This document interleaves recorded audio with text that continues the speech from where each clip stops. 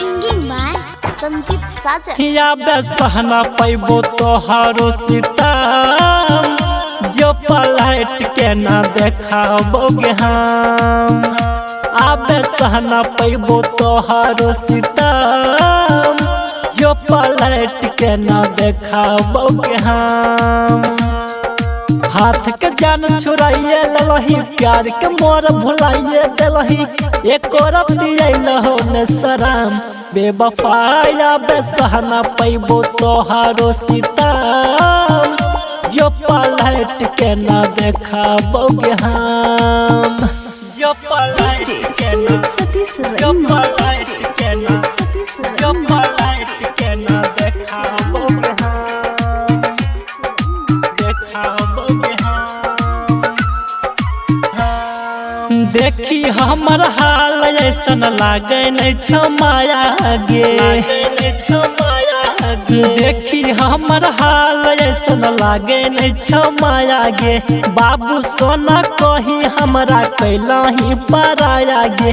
तोड़ के हमर सबटा सपना बना लही दोसर के अपना, भेलही के जन तू बेरहम। बेवफाया बेसहना पैबो तोहारो सीताम, जो पलट के ना देखाबोगे हम। जो पलट के ना, जो पलट के ना, जो पलट के ना देखाबोगे हम, देखाबोगे हम। छोड़ के खोता उड़लही तोता भागलियो बेचैन गे, भागलियो बेचैन गे। छोड़ के खोता उड़लही तोता भागलियो बेचैन गे। संजीत साजन के ना जीतो लागे नहीं छमान गे। पंकज राजू भूलिए जैतो, रूप सराज के याद सतैतो, बन गेलही तना बेरहम।